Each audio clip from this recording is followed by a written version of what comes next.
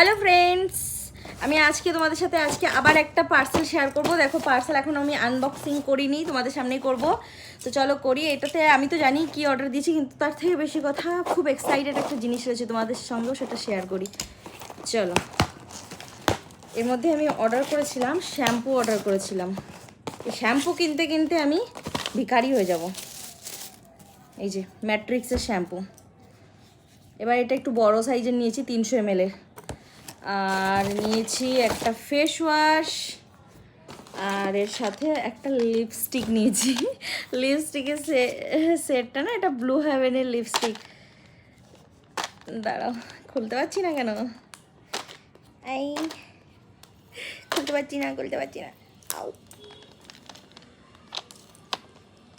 Tight. বাপরে বাপ, আমার এখনই চোখটা উড়ে যেত।